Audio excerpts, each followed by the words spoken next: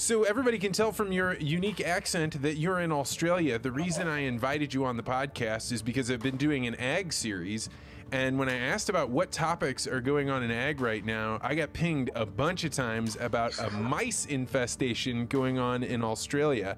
And so once I got that note, I was like, well, who can talk to me about that? And your name got brought up by my man, John Droppert. So I was very interested to talk with you. So what in the world is going on in Australia right now with mice? Well, basically, I mean, firstly, I find myself in this position because they're calling me the reluctant rodent reporter because I actually started out, it's improved a lot, with a huge phobia of mice. And I think it was that way that I was so fixated with mice because the whole concept of millions of them running around absolutely petrifies me, which means I've been able to keep right across the issue because I just can't stop thinking about what's going on. But basically what is happening at the moment is back in October, this mouse plague started. It started because we went through an intense drought, which lasted, the worst drought in living memory, which lasted for about 4 years. And there was a huge death of a lot of predators, your normal mouse predators. But then when the drought ended, it was like a switch flicked and all of a sudden just it started to rain. So people went from no crops and, absolutely barren landscapes with, no rain whatsoever to the best season that many people had had in a lifetime. So that huge switch has actually created perfect mouse plague conditions because there's no predators, there's all this food around, and I've come to learn that mice are just such a resilient species that just can survive anything now. So they're running around in their millions, and it's been going on now, obviously, since October, so going on almost 10 months. And it's just getting worse and worse. There's no end in sight. From that one good year, they have done so much damage. They've eaten through hay, they've eaten through some of the grain, they're ruining people's cars, they're biting people while they sleep. And what's gotten people's attention is all of those insane videos just of roads blanketed in mice. And then when you drive at night, they come out and it's just this sea of mice in white, and it sounds like bubble wrap when you drive over, just this pop, pop, pop, and all the next, it's just white everywhere. Or people, their sheds, just millions and millions of them running out into, drums. They've got drums set up and just trying to catch them, and people catch over 1,000 a night. So, yeah, it's just been an absolutely horrific experience so far, and it's not showing any signs of improving. When this first got brought up, I kind of chuckled about it, and then I saw some of those videos. Like I saw where a guy had poisoned a mice, and then as he's walking through his barn, they're everywhere. Like you literally could not walk without stepping on them.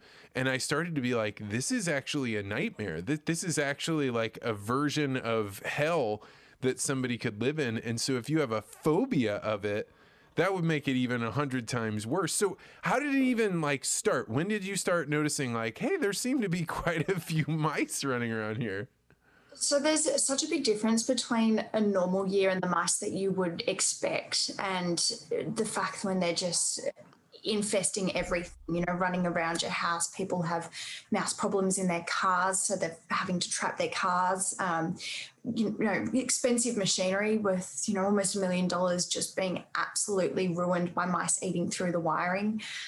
Chicken in chicken coops, their feet being eaten by mice, or people reporting seeing lizards lying in the sun and then mice coming along and picking them up and taking them away. It's just unbelievable the scope of the damage that they can do, just things that you would never expect.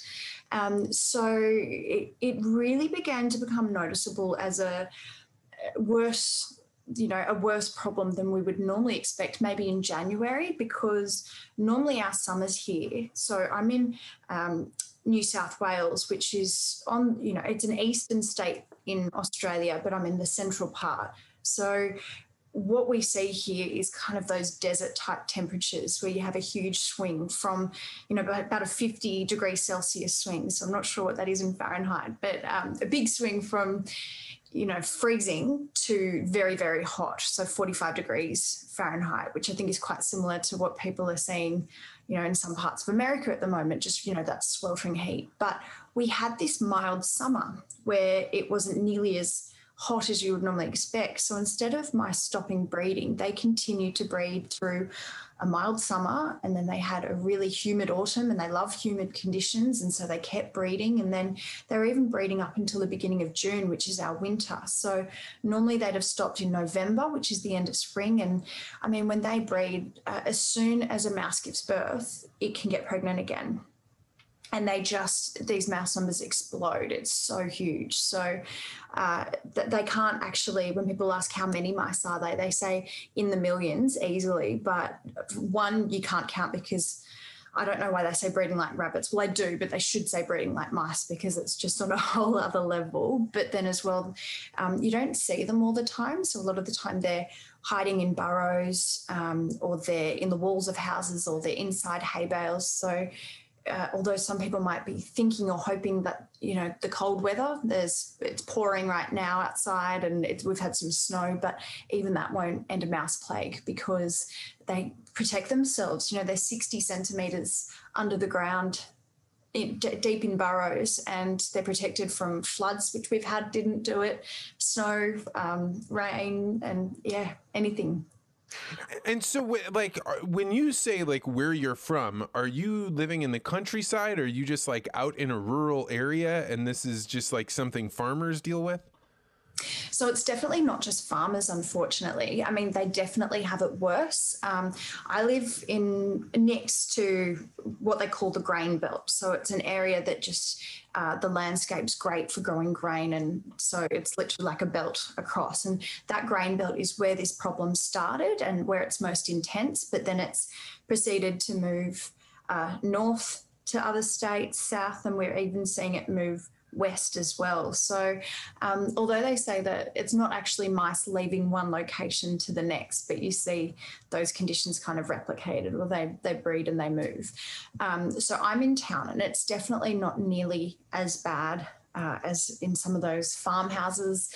But the problem is particularly in communities as well. So shops, grocery stores. You're seeing grocery stores lose thousands and thousands of dollars because supermarkets are, you walk in and firstly it's that stench of dead things and mouse urine. So it kind of smells like a really bad public transport, station, or do you know what that smell?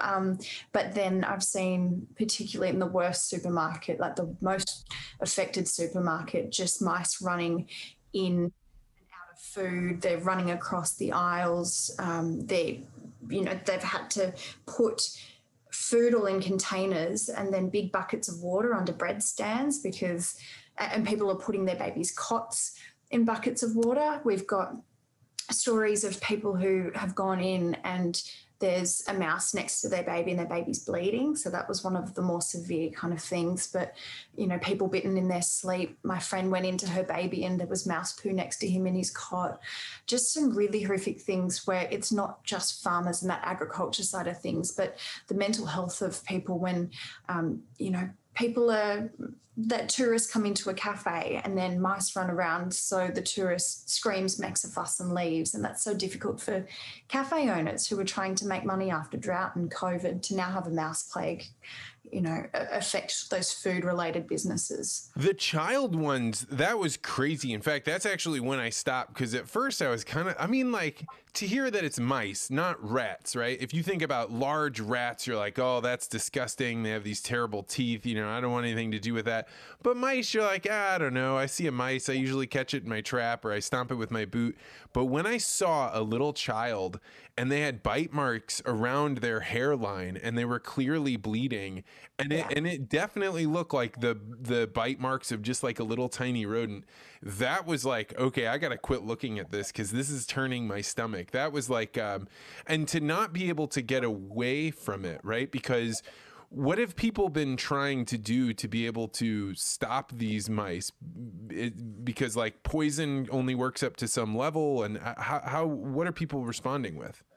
And I mean, it's children and older people are really impacted. So there have been stories about people in nursing homes being bitten because obviously they're quite, they're not moving around as much. So they're just a sitting duck for mice. And there have been people in hospital with a disease called leptospirosis and different types of blood diseases like sepsis. And that's not only from being bitten, but just coming into contact with mouse urine is so damaging and so difficult. So to manage, because, they're everywhere. So you can clean, but just the traces of urine or feces or just them running past, it's a huge thing to manage. So lots of people have been unwell, but I mean, managing it, so it's been so difficult. It's kind of like with how people go mad for toilet paper during COVID.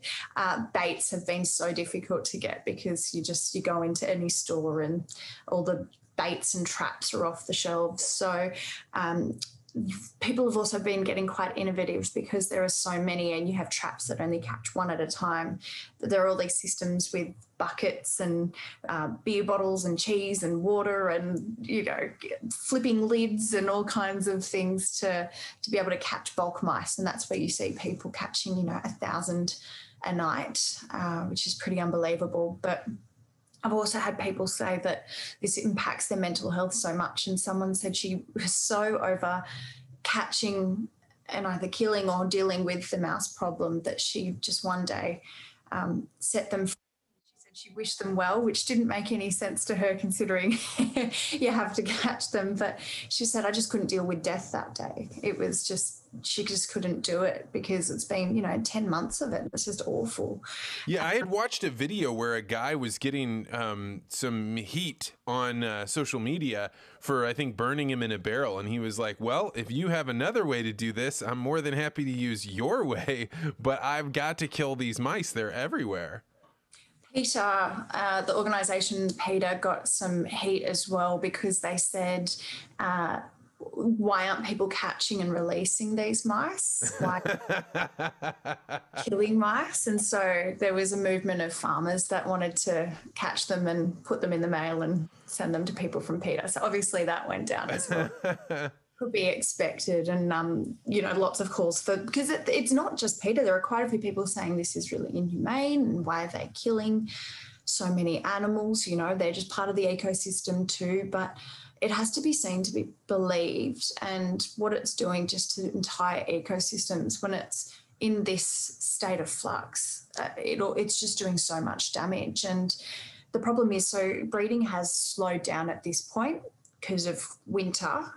Luckily, it finally slowed down. Like I mentioned, it just kept on going. But in a few months, it's spring, and that's when breeding ramps up. And they're warning that if this isn't controlled or if we don't actually see a significant decrease in mouse numbers, it's all going to get so much worse because spring will roll around and they're starting from a higher base. So this problem's going to get worse than it even was before. Thanks for checking out this podcast short. If you like this interview, make sure you hit the like and subscribe button and hit that bell so you always get notified about this podcast. And if you're really interested in conversations like this, you may want to consider joining the Articulate Ventures Network. To find out more, go to network.articulate.ventures.